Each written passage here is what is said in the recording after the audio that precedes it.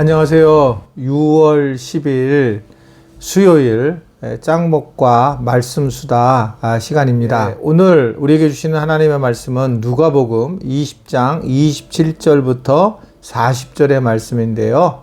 자, 하나님 말씀을 다 같이 보도록 하겠습니다. 시작! 부활이 없다 주장하는 사두개인 중 어떤 이들이 와서 물어가로되 선생님이여 모세가 우리에게 써주기를 사람의 형이 만일 아내를 두고 자식이 없이 죽거든 그 동생이 그 아내를 취하여 형을 위하여 후사를 세울지니라 하였나이다.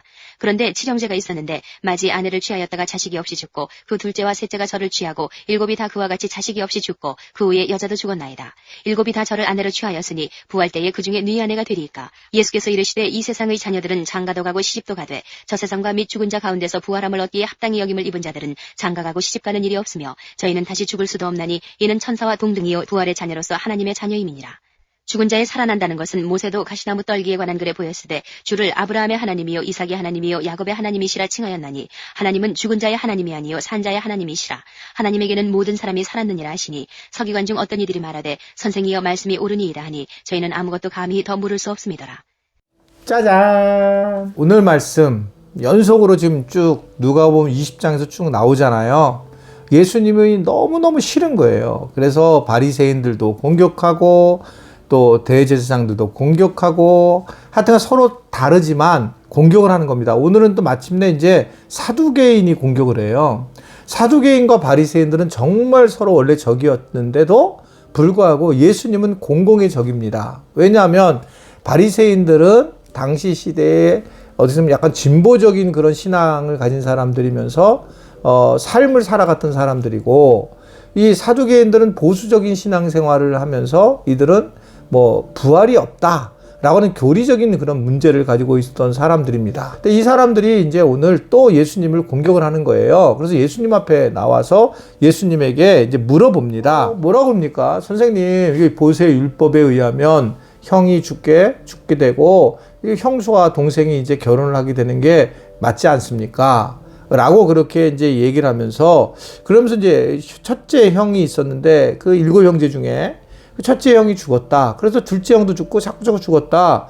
그리고 마지막에 이제 그러면 저 6명이 모두 다 막내의 아내가 되어야 하는 거 아닙니까? 라고 그렇게 이야기를 하는 겁니다. 이 이야기는 사실은 이들이 질문 자체가 아주 지금 불손해요. 우리가 가이사에게 바칠 거냐 하나님께 바칠 거냐라고 하는 세금 문제도 그랬지만 이들의 질문이 아주 불손한 모습을 보이고 조롱하고 있단 말입니다. 즉 부활이 사두개인 자체들은 자신의 생각에 없다라고 하는 것을 염두에 두고 그렇게 이제 이야기를 하는 겁니다. 그러자 예수님은 이제 아주 이런저런 얘기를 다 하니까 아주 유명한 얘기를 하는데 오늘 38절의 말씀을 보도록 하겠습니다. 자, 38절 말씀 밑에 쭉 깔지만 또 못 듣는 분들, 화장하는 분들, 또 차 운전하는 분들, 뭐 이런 분들 때문에 제가 읽어드리면 하나님은 죽은 자의 하나님이 아니요 살아있는 자의 하나님이시라.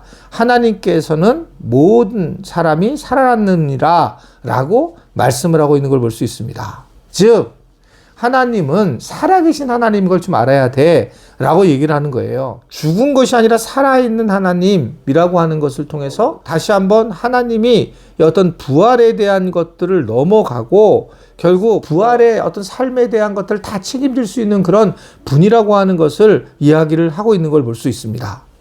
살아계신 하나님. 한 40년 전에 타임즈에서 제목이 아예 그런 제목이 나왔어요. 하나님은 죽었는가? 이제 그게 타임즈의 제목이었는데 왜 그랬냐면 베트남 전쟁에서 미국이 실패하면서 결국은 그들이 굉장히 어려움을 겪게 되면서 왜 하나님은 자기네들이 선한 행동을 했는데 그 싸움에서 지게 했는가라고 하면서 이들이 충격을 받으면서 그러한 고백을 하는 겁니다. 지금 우리가 이제 코로나19를 겪을 때도 마찬가지죠. 지금 이런 일이 일어날 때 예전 같으면 하나님 살아계시면 왜 코로나19를 걷어가지 않냐 이렇게 얘기를 한 적이 많아요. 그러면서 하나님이 살아계시면 어떻게 이런 것을 그렇게 할 수 있는가. 근데 이번에 그런 얘기를 잘 안 하잖아요. 그럼 왜 그럴까 저는 이렇게 생각해 보니까 저 같은 경우는 세월호 사건이 큰 영향인 것 같습니다. 세월호 사건 때 제가 이 자리에서 그 아이들이 그 막 죽어가는 그런 이 배가 넘어가는 모습을 볼 때 정말 하나님 앞에 간절히 기도했거든요. 막 하나님 살려주십시오. 그래서 저는 막 정말 막 태권브이 같은 로봇 같은 게 와서 이렇게 세우는 줄 알았어요. 그렇게 수많은 사람들이 그걸 보고 막 간절히 기도했는데 근데 그게 넘어가고 아이들이 죽었어요. 그때 하나님은 정말 살아계시는가? 라고 하는 실존적 질문을 던지게 되었습니다. 그러니까 그러한 질문들을 통해서 나타나는 건 뭐냐면 계속 하나님은 내가 마치 내 스스로 뭐를 갖다가 하나님을 좌지우지하는 것처럼 생각한다는 거예요. 그러니까 오늘 예수님은 하나님은 살아있는 분이라는 걸 기억해야 돼. 살아있는 하나님이야 라고 하나님의 모든 뜻이 있고 하나님의 계시가 숨어져 있다 라고 하는 것을 얘기하고 있는 거죠. 살아있는 하나님. 부활 후 어떻게 되느냐 이런 부분들도 살아계신 하나님이 하실 일이라 라고 하는 걸 말씀을 하고 있는 겁니다. 그러면서 또 하나는 하나님은 살아계시는데 우리가 예수님을 믿는 사람들도 살아있는 하나님이 된다. 우리는 자꾸 오해를 해요. 그냥 죽는단 말이에요. 그러니까 저 사람 죽었고 난 살아있는 거예요. 근데 죽었다 하나 산 사람이 있고 살았다 하나 죽은 사람이 있대요. 예수님의 말씀에. 그리고 오히려 구약 같은 데를 보게 되면 아브라함의 하나님, 이삭의 하나님, 야곱의 하나님이라고 하면서 오히려 죽은 사람의 하나님을 갖다가 이야기를 하고 있단 말입니다. 결국 그 당시에 그러한 신앙인을 남아있는 사람들의 하나님으로 바라보고 있는 거예요. 즉 이미 목숨이 없다고 이상이 없다고 하지만 그 사람의 살아있는 하나님의 어떠한 하나님을 바라보는 그 영혼은 살아있는 영혼이다. 그것은 우리가 지금 이 땅에서 죽더라도 주님을 사랑하고 사모하고 주님을 믿었던 사람들은 그 영혼도 살아있는 하나님처럼 살아남는 거라 라고 하는 것을 말씀하고 있는 거죠. 제가 어머니 얘기를 많이 하잖아요. 어머니는 돌아가셨지만 내 삶에 살아있는 분이세요. 그리고 그 어머니가 믿었던 하나님은 내가 지금 믿는 하나님이에요. 참 엄청난 거죠. 근데 과연 우리가 우리 자녀들한테 그렇게 남겨줄 수 있을까? 이 뭐 이상한 논리를 피는 거잖아요. 누가 죽었는데 이러한 것들이 예수님에게 질문이 왔을 때 예수님은 하나님이 살아있는 하나님이야 라는 걸로 모든 걸 얘기하고 있다는 거죠. 그러면서 우리가 이러한 질문조차도 우스운 거다라는 것을 이야기하는 거예요. 우리는 이제 나를 좀 알아야 돼. 하나님을 우리가 알아야 되고 나도 알아야 돼. 하나님이 어떤 분인지도 알아야 되지만 우리는 나 자신을 알아야 됩니다. 우리가 이제 처음 우리가 이 땅에 현재 있는 것은 육신을 입은 내가 있잖아요. 육신을 입은 나는 지금 현재는 육신을 입고 있다는 자체가 힘들고 어렵습니다. 그러니까 육신은 무엇인가를 우리가 먹고 무엇인가 행동을 하고 이런 것들을 해야 돼요. 그래서 육신으로 있다는 자체가 좋은 거가 아니라 대체적으로 어렵고 힘든 상황입니다. 먹고 사는 것도 힘들고 육신적인 것은 잠을 자는 것도 요새 힘들잖아요. 뭐 저도 요새 잠자기 되게 어렵더라고요. 예전에는 그냥 바로 잤는데, 뭐 자는 건 바로 자는데, 요새는 뭐 한 2-3시면 이제 깨는. 물론 그래도 뭐 한 4-5시간은 자는데, 그래도 보통 예전에는 7-8시간을 잤는데, 그렇게 잠을 이제 못 자게 되는 거예요. 가장 지금 커다란 문제는 이제 뭐 이렇게, 내가 이거 안 보여주잖아요. 이 배가 나오는 거예요, 배가요. 진짜 배가 나와서 진짜 참 어렵습니다. 예전보다 많이 먹는 것도 아닌데, 배가 계속 나오면서, 이제 뭐, 아저씨는 당연히 넘어가는 중인데 어떻든 그러면서 육신 자체가 쇠퇴해 가는 모습을 보면서 쇠전해 가는 모습을 보면서 육신으로는 어떤 기쁨을 누릴 수 없는 거예요. 지금 막 굉장히 뭐 예쁘고 또 예뻐요. 예쁜데 근데 그거 시간 지나면 아무것도 아닌 거예요. 아무리 가꿔도 그건 어쩔 수가 없어요. 그러니까 우리의 육신은 자 이런 상황이었다가 두 번째 단계는 이제 육체의 장막을 벗어나는 거잖아요. 육체의 장막을.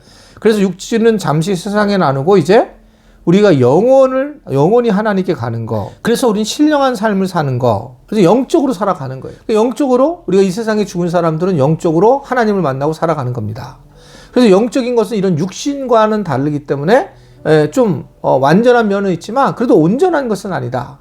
실질적으로 신자의 세 번째 삶은 자 예수님이 재림하고 그리고 신자들이 성도들이 부활하는 거예요. 분리했던 우리 육신과 영혼이 하나가 되는 그런 상황이 될 때에 완벽한 신령한 몸이 된다라고 사도 바울은 이야기를 하고 있습니다. 예수님의 부활 사건으로 이후로 우리의 육신과 영혼이 하나가 되면서 우리는 완벽하게 그래서 육체적인 소욕도 갖지 않고 그러면서 결국 우리가 하나님과 함께하는 삶을 깊이 느끼게 될 거다라고 하는 것을 말씀을 하고 있는 겁니다. 비교가 안 될 거라는 거예요. 비교가 지금 육신적인 삶을 사는 것과 영혼으로 살아가는 것을 이것이 하나가 돼서 완전한 하나님의 형체를 가지게 되는 그런 모습으로 살아갈 거라고 하는 것을 얘기하고 있습니다. 이것이 부활 이후에 우리에게 나타나는 그런 은혜다라고 하는 것을 생각하고 있습니다. 현재 우리 모습으로 우리가 하나님을 만나는 건 쉽지 않습니다. 또 우리가 죽어서 또 영적으로도 완벽하게 하나님을 만나는 것은 이것은 또 아름답지 못합니다. 그러나 부활 사건 이후에 우리가 완벽한 몸을 이루어서 주님을 만나게 되고 주님의 은혜 안에 거하게 된다는 것을 오늘 우리에게 말씀하고 있습니다. 그래서 기독교는 부활이 중요한 거예요. 어떻게 보면 십자가의 사건은 우리에게 충격을 주고 복음에 대한 엄청난 힘을 주었는데 그것만큼 중요한 게 부활이라고 하는 것입니다.